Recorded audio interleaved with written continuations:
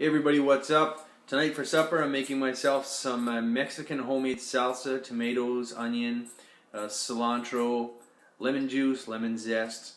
Really simple, no oil, keep the fat out of it. Super tasty recipe. And I'm going to be using pita breads to make nacho chips in the oven.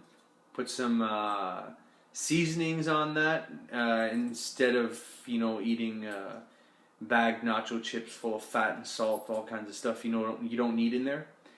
So I'm gonna get to making this. I wish I had a camera person. That way I could film every step, but it would probably make the video pretty long, and I know you guys probably have other things to do. So I'll get to chopping up some vegetables and get this stuff ready, and then show you what I got. Alright guys, first thing is first, if you're new to cooking at all, or preparing your own food, it's a good thing to have a good cutting board and a really good knife. This is a knife that I picked up at Winners. If I'm not mistaken, this knife in store on the internet was close to $100, and I picked it up at Winners for $15. So I mean, a super knife, really well balanced, and yeah, really good knife. So get yourself a good knife. Use a sharp knife. That'll be a safe knife. If you're using knives that are dull, man, that's like the most dangerous thing you can do. So I'll start this salsa. All right, guys. Here's a trick that when you're cutting onions, if I can get this in focus. You see how this onion, I've cut it in half on this sense. If you can see the grain lines of the onion, you cut like that.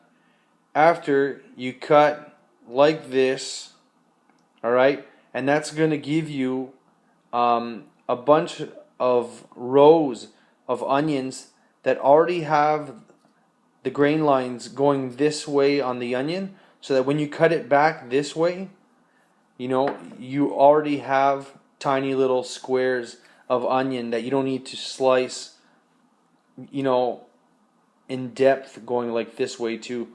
So it's a little trick to be able to cut square onions. Cut with the grain, the onion in half.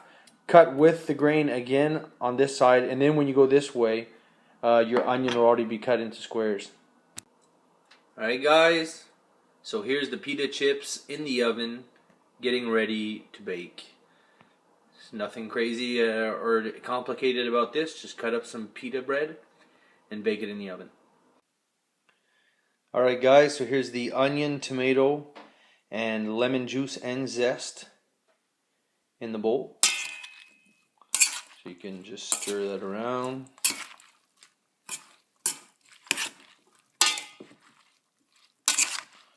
You can add more tomato. Don't add more onion. Well, it depends what your tastes are, but you can add more tomato if you want. I might add a couple more tomatoes in this. What's nice is if you have a glass mason jar, you can put the salsa in a nice glass mason jar and keep it in the fridge once it's made. All right. So here's the coriander. I mean, you cannot make authentic Mexican salsa if you don't put coriander sprigs in your salsa. So you just chop that up and mix it in. All right, guys. So here's the pita chips, and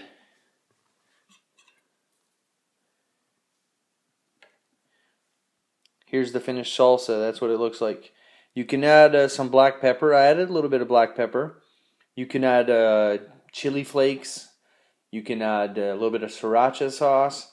Anything you want to spice it up. I made this mild so that my wife, she can put the amount of heat in the recipe that she wants by adding it in herself.